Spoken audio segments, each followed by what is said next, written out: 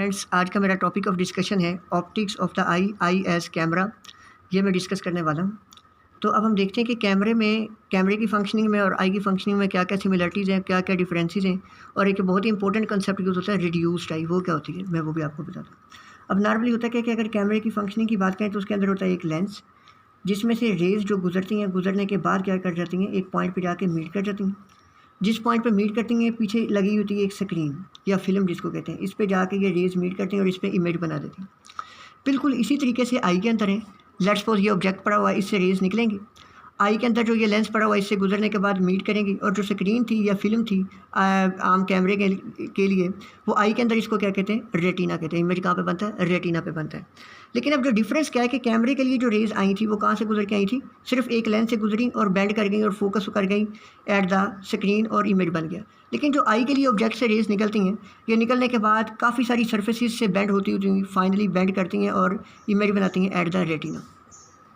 अब ये कौन कौन सी इंटरफेसेस है, मैंने आपको जनरल रूल बताया था कि जब कोई दो मीडियम हों, लेट्स सपोज ये हैं, तो अब इनके दरमियान इनक्लाइंड इंटरफेस हो, तो रे ऑफ द लाइट जो है ये क्या कर जाती है, बेंड कर जाती है। रे ऑफ लाइट बेंड क्यों हो जाती है, डेंसिटी के डिफरेंस की वजह से और इनक्लाइंड इंटरफेस की वजह से।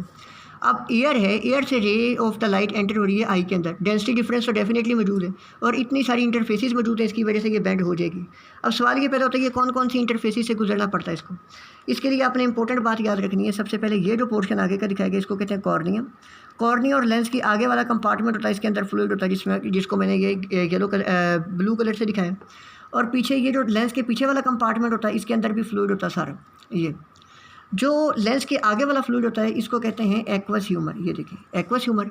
और जो लेंस के पीछे वाले कंपार्टमेंट में सारा फ्लूइड होता है इसको कहते हैं विट्रस ह्यूमर।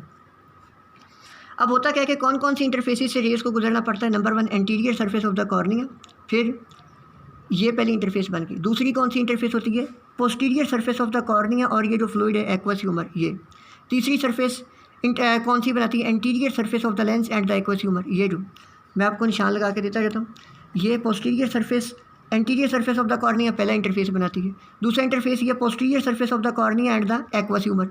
तीसरी इंटरफेस जो है वो कौन बनाता है कि ये जो सारा एक्वस ह्यूमर ये और ये जो anterior surface of the lens है ये। चौथा इंटरफेस क्या बनाता है, posterior surface of the lens and the aqueous humour. ये सारा मिलकर बना रहा होता है। अब इंटरफेसेस जो हैं इन सब का डेंसिटी डिफरेंस, इनकी रिलेटिव रिफ्रैक्टिव इंडेक्सेस डिफरेंट होते हैं। एयर का जहाँ से रेज आ रही है उसका रिफ्रैक्टिव इंडेक्स कितना है, 1। जो एंटीरियर सरफेस ऑफ कॉर्निया इसका 1.38 है। जो एक्वस ह्यूमर है वाटर ही होता है, सारी बात, तो वाटर का रिफ्रैक्टिव इंडेक्स 1.33 होता है। लेंस का क्योंकि थोड़ा थिक होता है और डेंसर होता है, इसका रिफ्रैक्टिव इंडेक्स 1.40 है। और जो विट्रस ह्यूमर है ये थोड़ा सा होता तो फ्लूइड है, इसके अंदर जो है इसका रिफ्रैक्टिव इंडेक्स थोड़ा सा ज़्यादा होता है वाटर से, क्योंकि थिक फ्लूइड होता है, 1.34 होता है इसका रिफ्रैक्टिव इंडेक्स। अब अगर रेस को गुजरना, जब इंटरफेस से गुजरें और मीट करें जाके रेटिना पे, अगर हम सेपरेट जो है इंटरफेस इससे रेस की रिफ्रैक्शन को डिस्कस करें तो क्या होगा कि इस इंटरफेस से कुछ रिफ्रैक्शन हुई है, कुछ इस इंटरफेस से रिफ्रैक्शन हुई, कुछ इस इंटरफेस से, कुछ फाइनली यहाँ से इंटरफेस है। अब इतनी ज़्यादा इंटरफेसी जो है रिफ्रैक्टिंग सर्फेसिस बन गई हैं, इन सब के रिफ्रैक्टिव इंडाइसिस को अलग से डील करें, फिर इनसे होने वाली रिफ्रैक्शन को अलग डील करें। तो अगर हम प्रिंसिपल ऑफ ऑप्टिक्स आई पे अप्लाई करें ना, ये चारों सर्फेसिस को, इंटरफेसिस को देखते हुए, तो ये तो डील करना बहुत मुश्किल होगा। क्यों, क्योंकि हर इंटरफेस का रिफ्रैक्टिव इंडेक्स अपना है, हर इंटरफेस से होने वाली रिफ्रैक्शन अपनी है, इसको अलग से डील करना पड़ेगा। तो हम क्या करते हैं कि हम इन चारों इंटरफेसिस को हम एक सिंगल सरफेस मान लेते हैं, और जो सिंगल सरफेस मानते हैं उसका डायमीटर होता है 17 मिलीमीटर। और जो सिंगल है, करते क्या है कि जितनी भी इंटरफेसिस थी जिससे रिफ्रैक्शन हो रही थी, इनकी रिफ्रैक्टिव पावर का अलजेब्रिक सम कर देते हैं हम।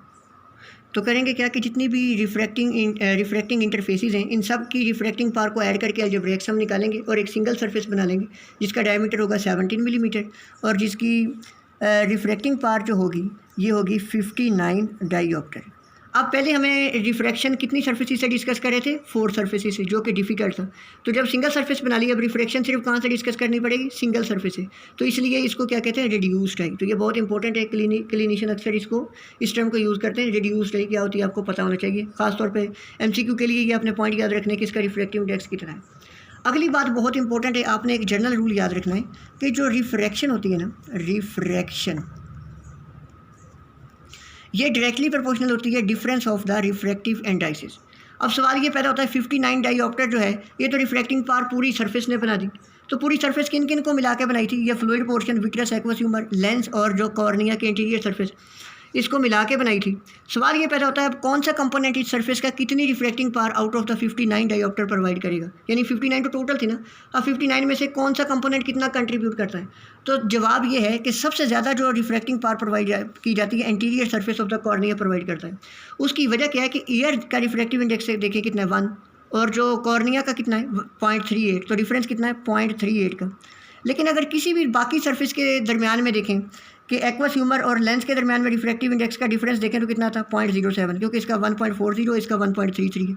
और अगर जो है लेंस की पोस्टीरियर सरफेस और विट्रस ह्यूमर के दरमियान डिफरेंस देखेंगे कितना है 0.06 है, तो ये तो बहुत कम है। तो जहाँ पर रिफ्रैक्टिव इंडेक्सेस का डिफरेंसेस बहुत ज़्यादा होगा रिफ्रैक्टिव इंडेक्सेस का, वहाँ पर रिफ्लेक्शन सबसे ज़्यादा होगी। इसी वजह से anterior surface of the cornea 59 में से तकरीबन 39 डायोप्टर पावर सिर्फ anterior surface of cornea provide करती है, और जो लेंस है ये 20 डायोप्टर प्रोवाइड करता है।